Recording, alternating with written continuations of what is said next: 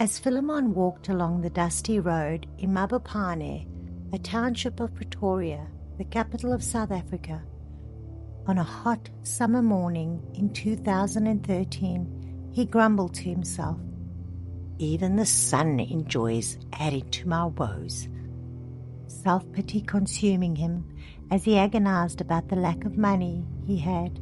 Newly married with a baby boy on the way, he could not even begin to enjoy these blessings.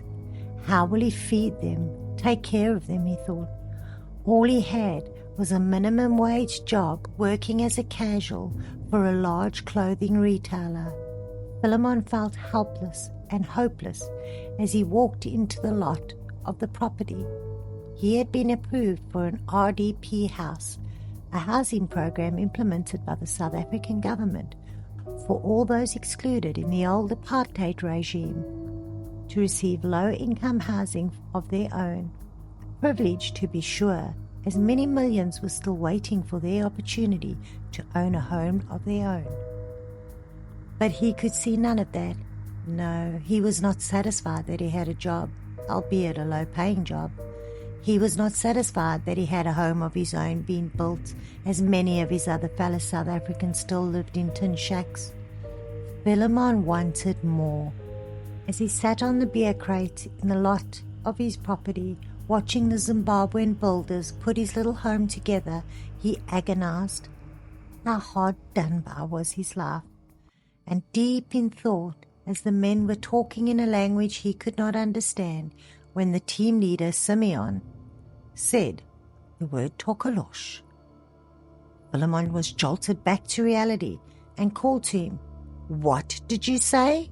What are you talking about?" You see, Tokoloshe is not a word any South African will let go without inquiry. This little imp has terrorized South Africans for generations, and Philemon did not need these foreign workers bringing any bad juju into his already turmoiled life. Simeon laughed, put down his tools and walked over to Philemon. "Oh, brother, don't be concerned. All we were talking about is this powerful Sangoma, a witch doctor, in Zimbabwe, and we want to get ourselves a Tokoloshe so we no longer have to travel to another land for work and money." Philemon, intrigued, said to Simeon, "Take me with. I too want a Tokoloshe so I can live well and take care of my family." Simeon agreed, telling Philemon he would need to get a bus ticket and 500 rand, about $50, and his passport. He got up immediately, left, and started making preparations to travel with Simeon.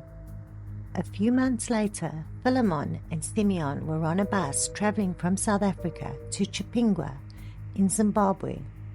As they reached the Beitbridge border crossing, Simeon felt anxiety creeping in. He was now in an unfamiliar country with an unfamiliar language. As the bus traveled up the dirt roads in the mountainous terrain, he began panicking. "What have I done?" he thought. "I'm going to die in this place and no one will ever know who I am." When suddenly the bus stopped. There were no lights, there were no road, just total blackness. The driver said something and everyone got up and got off the bus. "What's happening?" he said to Simeon, who chuckled at the teary words from Philemon's mouth. We walk," Philemon asked aghast. "Yes, we walk." Philemon hurriedly followed Simeon and they got off the bus. As the bus driver drove away, all the others seemed to disappear into the night. Quickly, Philemon followed along, terrified. The sounds of the African jungle did not relieve Philemon's fears either. After a few hours of traveling through the mountainous terrain, they came upon a village. Every step he took closer to the gates of this little village, a new and terrifying unknown fear crept in. It was eerily silent. Even the owls and the crickets were not stupid enough to venture here, he thought fearfully. As they reached the gate An old woman appeared and spoke harshly to him. Not understanding, he looked to Simeon for help. "Your shoes, take them off." "My shoes," he said in horror. "Yes, take them off. This is holy ground." "No, I'm not taking my shoes off. They're black mambas here. They're scorpions. I am not taking my shoes off." "Shoes off," the old lady yelled. Simeon explained, "This is holy ground, and if you don't take off your shoes, you cannot enter."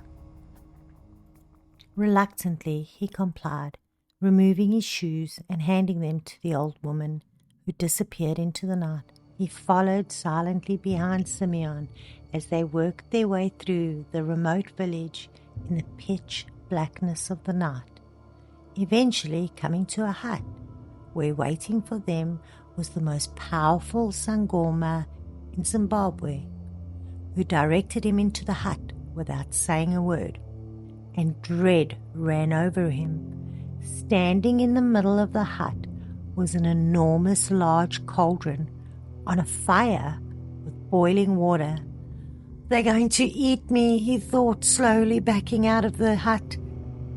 "Take your clothes off," the witch doctor said in broken English. Shaking his head, Philemon began begging. "This was a mistake. I'm sorry I bothered you. I want to leave." The old man ignored him and started removing his shirt for him. Feeling helpless, Philemon quickly started removing his clothes as the old Sangoma rubbed ointment all over his body. The old witch doctor handed him some muti, an African medicine. "Drink," he said. Philemon dutifully complied, and as the muti touched his mouth, he felt his body relaxing and all the fear leaving as the warm substance travelled through his entire system. Next, the Sangoma handed him a potion. Philemon grabbed the strange potion and gulped it down. Instantly he felt better. The Sangoma, paying him no attention, directed him to the boiling cauldron, and Philemon happily jumped in.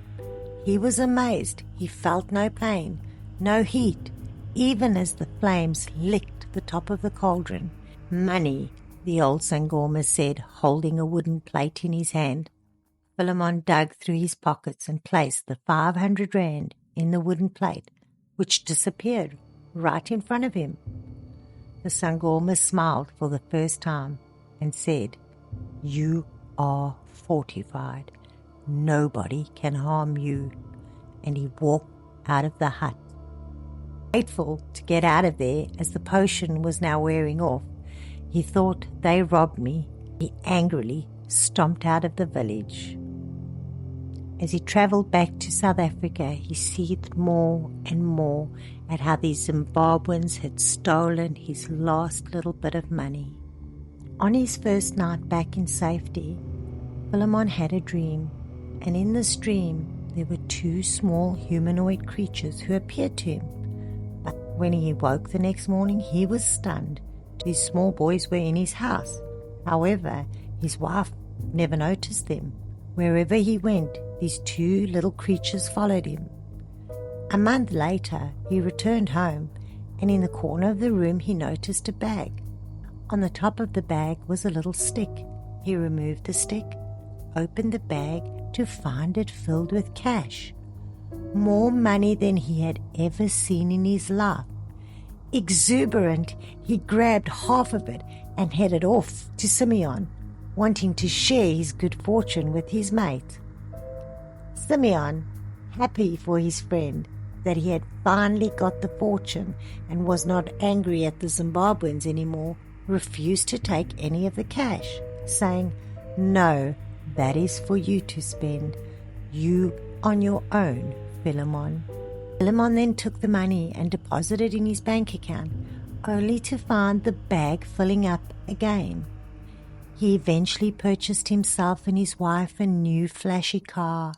He gave up his casual job and started his own delivery business, buying 2 vehicles, hiring staff. Life was good. He then decided to move his little family out of their little township home and into the plush suburbs of Pretoria.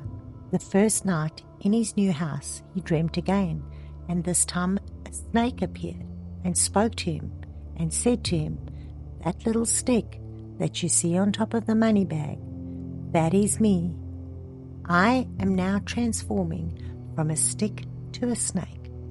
So you must ensure that one of the rooms of this house is set aside for me, and never allow your wife to enter the room." The following morning, he selected a room and created it for the little stick that he placed in there and locked the room up. In June 2017, his son fell ill. Doctors, baffled by the child's illness and unable to offer any assistance as their beautiful boy got sicker and sicker. One night he had a dream again, and in this dream he heard, "The time has come. We now want blood." The following morning, in a frantic state, he rang Simeon, whose phone went straight to voicemail. He tried ringing all day unsuccessfully. Eventually, he decided to travel to Simeon's home. But when he got there, Simeon had moved, and none of the neighbors knew where he was. Returning home at a loss, a few days later, his son passed away. Not long after this, he had another dream. This time, it was the Tokoloshe, who told him, "We want a wife." A wife? He was confused. How was he to get them a wife? "We want your wife," the Tokoloshe explained. "From this moment on, you are not allowed to have any sexual interaction with your wife." He reluctantly complied. The small snake locked in the room was growing and growing. Things in his life were also not going great anymore. His wife was filled with sadness over the death of their child. Philemon, obsessed with the worrying about the snake in the room, struggling to keep his business afloat, both his vehicles in accidents within days of each other.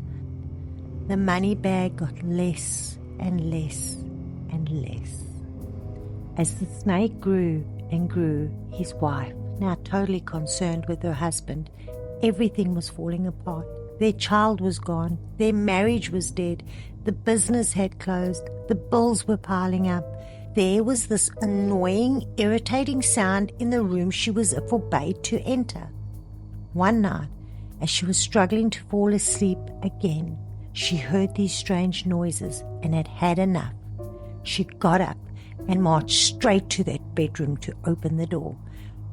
Philemon, horrified by her action, grabbed his gun, ran straight after her and said, "I will shoot you and kill you if you open that door." She turned back to her room, packed her bags, and left Philemon in 2019, losing his wife, his home, his business. Philemon is desperately seeking a way out of this awful hell.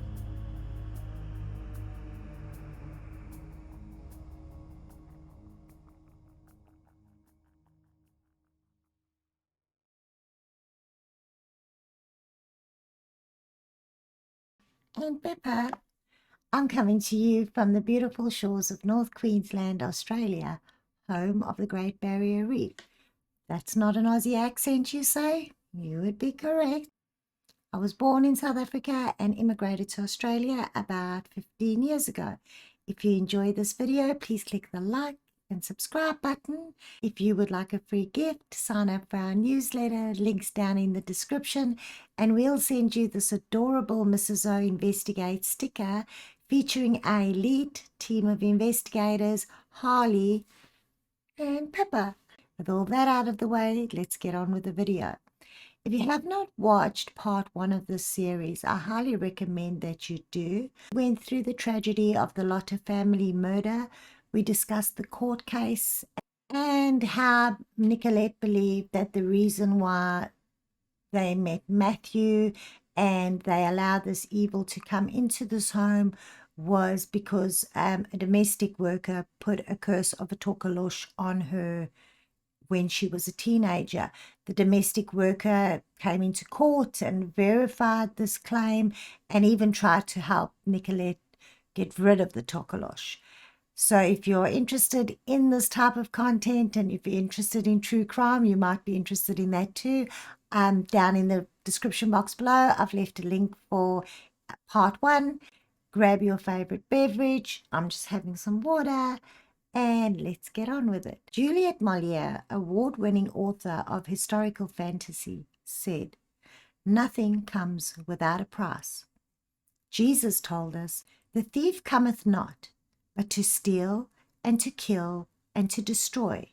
I come that they might have life and have it more abundantly." John 10:10.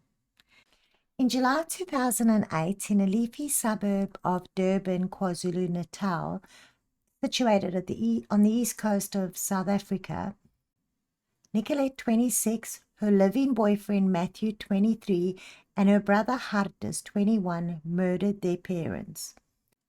We also explore of how she met Matthew and how Nicolette believed that she was cursed by a Tokoloshe from a domestic worker that worked at her house, which when in court, the domestic worker testified that yes, her son was actually practicing to be a sangoma, which is a witch doctor, and they had put a curse on Nicolette of the Tokoloshe. Nicolette never used this as an excuse for the murder. She just used it as an explanation as to why she would have committed such an evil act and how she got to meet Matthew.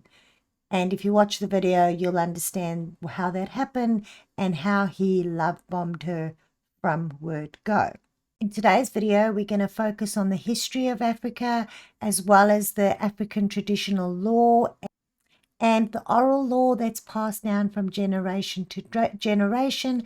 And as we travel back in time, let's see if we can point to some clues that might tell us the source of this evil little imp. Thousands of years ago, in Africa, a mist covered the land. The trees were so tall it was impossible to see a blue sky. There was an eternal drizzle that filled the land, and humans lived there peaceably, taking care of the land and taking care of each other. They had no language because they communicated telepathically with each other. However, there was a terrible war in the heavens, and some of the gods left and came to earth, where they decided they would like to rule and reign on earth. These gods were known as the Chitawari, children of the serpent or children of the python. So as the story goes, at the foothills of Mount Kilimanjaro, these strange gods came out of a stargate. They stood at about 10 to 11 feet tall. They were extremely slender. They had no apparent bone structures, no joints in their fingers, and all they had was like 3 long claws and a thumb. Their eyes were like the eyes of snakes, and the pupil was yellow. In the dark, their eyes would glow purple, and their head was shaped like that of a serpent. The royal Chitawari looked exactly the same as the standard Chitawari. The only difference between them is they had a third eye, and this third eye was bright jewel that looked like ice, and it was in the center of their forehead, which would sometimes turn red. And if they looked upon you when this eye turned red, you dropped dead immediately. The royals also had horns on their head, but they didn't have horns like your standard devil horns that go up. They had horns that were more like antelopes, great antelopes. And the bigger the horns were, that is how great and powerful the king was. The leader of the group that came through the Stargate in the beginning, his name was King Umbaba. And he came and spoke to the humans, and he offered them a deal, saying they would like to live amongst the humans and they would give them great gifts if the humans would invite them in. The gifts they offered included making the humans to be as gods. They also offered them language so they could use their mouths to speak. And they said they would give them other technologies to help improve their farming and other everyday living need that the earthlings would need. The human kings eventually agreed with King Umbaba and the Chitauri. The reptile king was crowned. In no time, the Chitauri were running the entire African continent. The Chitauri did give gifts to the humans. They didn't make them gods, obviously, but they did give them the ability to speak with language, and they gave them other technologies to improve their crop growth and that sort of thing. These gifts were not great because what the technologies the Chetawari started giving the humans was then more techniques on how to mine minerals out of the ground, because once they had taken over, King Umbaba's now king chief of the whole place, so they needed to give him offerings, and the only offerings that King Umbaba really appreciated were minerals. So when they needed technology, the only technology to mine these minerals that was given to them was for that purpose. They also, the gift of language was not a good idea because they started arguing and they weren't speaking the same language, and this was causing problems, and these problems were making them sadder and more depressed. So production and mining of the minerals didn't work out that well. Anyway, King Baba calls the Chitwari and he's like, okay, we've got a problem with these humans. They're not giving me the minerals I need anymore. They're miserable. We can't kill all of them. We still need them around. What can we do? So the Chitwari say, let's encourage them to have sexual relations amongst each other. We'll just this one and this one and this one, because, you know, that makes everybody happy. So King Umbaba was like, great idea. Before this, they were monogamous. They stayed with their own tribes, but now the Chitwari was like, have at it, boys and girls, you and go and have fun. This caused, obviously, problems in the community because people were getting upset. They also started mining even less because now they were just spending all day long having a good old time in African ancient tinder, I guess. Everyone was unhappy at this stage. King Umbaba was unhappy. He wasn't getting his minerals. The Chitwari were unhappy because the humans were miserable and that no one was having fun. No one was having any fun. There was, however, one human who was not terrified of the Chitwaru, and this hero's name was Mweru. And he had a warrior spirit. Every day he got angrier and angrier, and he seethed at the degeneracy around him and the decline of his once great people. So he decided he is going to stand up against King Umbaba, defeat them, and set the humans free once again. One day, brave Mweru stood up and he challenged King Umbaba. And he said, I challenge you, King Umbaba. King Umbaba looks at Mweru and he's like, really? I'm the king. And I'm not just a king. I'm a demigod. I am the king of kings in this place. So he starts laughing, and as he gets up, Mweru doesn't wait for the normal response where everybody's prepared. He just spears at him, and he cuts King Umbaba's phallus off, Raina Bobbitt style, and he bolted. Unfortunately for this hero, the Chitwari caught up with him, brought him back to the reptile king, who pushed 3 pebbles, remember that, into his body and drove a long claw in the top of his head, remember that, drank his blood and ate his brains through the hole in the skull, and then covered him in fat and gold dust and ritually sacrificed him.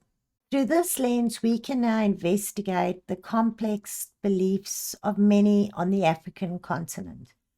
Most of their tradition is told in folk tales and traditional songs, but they do believe in a creator God. It is a complex religion where they have beliefs that animals, objects, creatures all possess a distinct spiritual essence. They also worship tutelary deities, and these are principalities which have specific dominion over a geographical region. Ancestral worship is a large part of their belief system too, and they believe that the ancestors send them isifu, which is an illness or distress. And they don't send it to them in a malicious way. The reason why it gets sent to these people is to keep them in line with the ethical standards of the community and to ensure that they personally live a moral life. When a person is inflicted by the isifu, the sickness, they're required to visit a sangoma.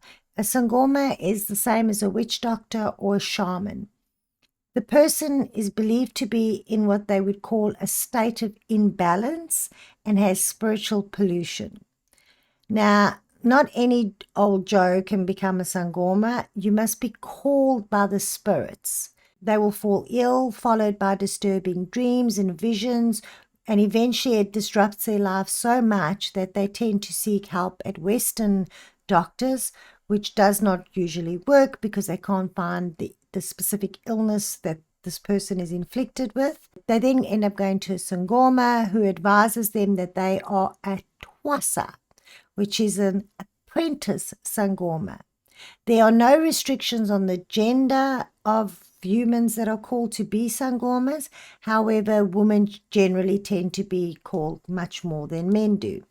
They are put through a rigorous training regime. They're taught to perceive the spiritual energies, confess all negative thoughts, abstain from food, no sexual contact. They also are subjected to rituals. One of their rituals includes taking a fresh hand from a grave that is 2 to 3 days old maximum, cooking it and eating it. As you enter into the hut, this is where the talkers, the Chitawari, give you secret knowledge. An ebony black woman with sharpened teeth that looks like a reptile steps out, and after you've spent the night with her, going through, use your imagination, you then go through a painful 7-day purification and cleansing ritual. After this, a great feast is held, a goat or calf is slaughtered, and they burn everything up to ashes and bone. The twasa, the sangoma apprentice, then searches through the ashes and collects the tiny bone fragments, and they are what is known as dingaka. I think that's how you say it. Oracle bones. After this, they start beating drums, praising, and making all sorts of deep calls and meditation. And then ascends up the base of the spine, called the umbelini, the coiled snake. This is your source of power. Congratulations, you have now become a sangoma. In Southern Africa in particular, sangomas are held in very high esteem, and I would suggest possibly the most powerful person in a community. They are respected and feared, and it is the umbelini, the coiled snake, that's at the center of their power that makes everybody scared of them. So you may be thinking, well, what has this got to do with the Tokoloshe? And why is this Tokoloshe creating so much evil and wicked? And why would anybody conjure this wicked little thing up? Well, for jealousy and for wealth. With Nicolette, we can't say for sure that it was jealousy. That was her opinion, that the maid was jealous of her. The domestic worker never ever disclosed that. Perhaps she just asked her son, who was busy practicing and talking to his mum about stuff he shouldn't, create a little creature because she didn't like Nicolette. I'm not sure why she did that, but like we said, nothing is without a price. What is the Tokoloshe? It's a small creature, probably not larger than a foot. It is believed to have a grey skin with a large, almost fish-like mouth and terrifying razor teeth. They have no eyes. However, they do have a large metal rod pierced through their skull. There are many legends and tales of how they are made, but generally it is believed a person is required to collect a fresh corpse of a human, preferably, or an animal, collect the dirt that the surrounding body was laying in. They then bring this to the sangoma. The insides of the body is cleaned out, and the witch then uses a muti, which is medicine that the sangomas use, that she places all over the body, which apparently shrinks this body using her umbelini snake. The small body is now inhabited with the person paying for the Tokoloshe as familial spirit. So if you're paying for it, it is a familial spirit from your family line. Even though the Tokoloshe only takes instructions from the sangoma, nobody else. The Tokoloshe then begins terrorizing the person you're jealous of, turning their life to hell, or starts providing you with money, as in the case we heard with Philemon.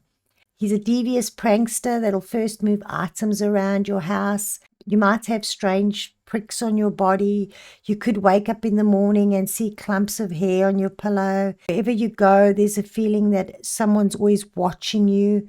He is easily seen by children. And as time progresses, he increases these mischievous pranks to stealing food. He then becomes more vicious and choking his victims. He places his mouth over the victims as they sleep, breathing in their breath, draining their life force out of their body. If that's not terrifying enough, he also has a very large, thin male member, shall we say, that he flings over his neck so that he doesn't trip on it. I'm not even joking. This is not a joke. And when you sleep, he then violates you in every miserable, seditious way. Many people who have been afflicted by this little imp fall ill with strange illnesses that doctors can't identify. It's not even treatable by any Western medication. Sleep is tormented, relationships are destroyed as this devil works his magic. He carries with him 3 little pebbles, and he swallows them if he needs to disappear in a hurry. Water also helps him disappear, so opposite of the gremlins. Many victims that are tormented by this little goblin find hair and nail clippings in a little bag buried in their garden, and once this is discovered and burnt, the hex usually stops.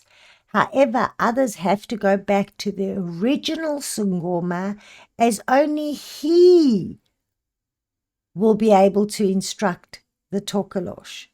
No other sangoma can help you. You have to go back to the one who's their umbelini spirit created him.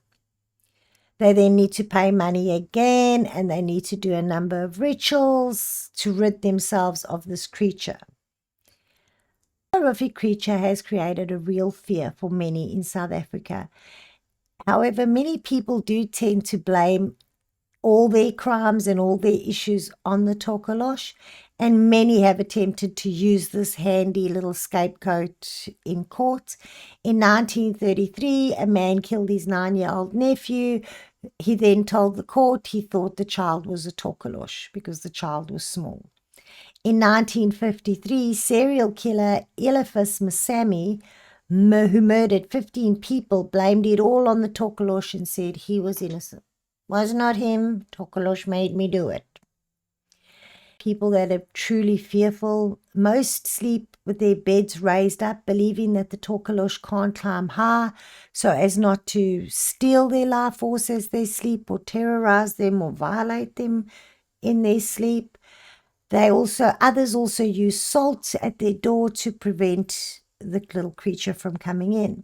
If you're interested in that sort of thing, and that is where I heard the story of Philemon, and it's really, really sad what happened to him, right? He was not a wealthy man. We understand that. He did a menial job. He thought he worked as a laborer for a large retail clothing company in South Africa. He did just get married. He did have a house. Now, many people in South Africa don't have access to housing, so this was a blessing for him. However, he wanted more. And I have linked that video down and listen to it. I encourage you to listen to it, because if you think the man is now in a situation way worse than he was in 2013, and today, 11 years later, he has nothing, and he also has this terror over him. So say prayers for the man, and like I said, the video is linked down below. Thank you so much for watching this video. If you enjoyed this content, please remember to click the like and subscribe. It helps me in the algorithm. Don't forget, we have our free gift that we're giving away. It is a limited offer, and it's for everyone who signs up for our newsletter down below. And if you would like a biblical understanding, stick around for the next few minutes. If not, again, thank you so much for watching, and I hope to see you in the next video.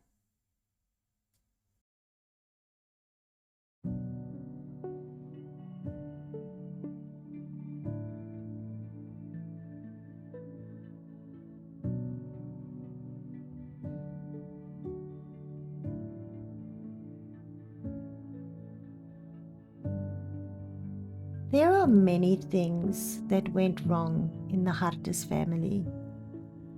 And there are many things that Philemon did wrong in his life. And we can't put all of that to this tiny little creature. I understand this. There are lessons that we can take away from both of these situations. And one of those is that it should be a stark warning for all of us to have no fellowship with the unfruitful works of darkness. It will come back and strike you with devastating consequences. The Lotta family were devastated by it. The domestic worker was devastated by it. Philemon was devastated. His wife, he lost his child for things that people think can't hurt them. We should know that nothing comes without a price. If you're a Christian today, you should know that the only reason why you have salvation is because Jesus Christ paid the ultimate price. I am saddened that the church does not offer solutions for both Philemon and Nicolette. It saddens me, because the Bible is filled with so many mysteries, so many warnings. There's so much in there, and there's so many supernatural occurrences. However, it seems like the church doesn't believe that anything is real, or this is not real, and then people like Nicolette just get caught up in the most wicked stuff. And I'm not blaming the church for this, but I'm saying, or people like Philemon are speaking to random people on YouTube because he doesn't know where to get help. That's sad. I don't have the answers, but what I do know is the difficulties that I've gone through. It is definitely Jesus Christ that gets me through that. I don't have the answers, but I would like to share the scripture with you and encourage you in any way. Remember to read your Bible. Isaiah 54. When thou wast refused, saith thy God, for a small moment have I forsaken thee, but with great mercies will I gather thee. In a little wrath I hid my face from thee for a moment, but with everlasting kindness will I have mercy on thee, saith the Lord, thy Redeemer. For this is as the waters of Noah unto me. For as I have sworn that the waters of Noah should no more go over the earth, so have I sworn that I would not be wroth with thee, nor rebuke thee. For the mountains shall depart, and the hills shall be removed, but my kindness shall not depart from thee, neither shall the covenant of my peace be removed, saith the Lord, that hath mercy on thee. O thou afflicted, tossed with tempest, and not comforted, behold, I lay a stone with fair colours, and lay thy foundations with sapphires, and I will make thy window of agates, and thy gates of carbuncles, and all thy borders of pleasant stone. And all thy children shall be taught of the Lord, and great shall be the peace of thy children. In righteousness shalt thou be established. Thou shalt be far from oppression, for thou shalt not fear, and from terror, for it shall not come near you. Behold, they shall surely gather together, but not by me. Whosoever shall gather together against thee shall fall for thy sake. Behold, I have created the smith that bloweth the coals in the fire, and that bringeth forth an instrument of his works, and I have created the waster to destroy. No weapon that is formed against thee shall prosper, and every tongue that shall rise against thee in judgment thou shalt condemn. This is the heritage of the servants of the Lord, and righteousness is of me, saith the Lord. Take care, my friends. Remember not to fear. Read your Bible, and I can't wait to see you in the next video. Bye.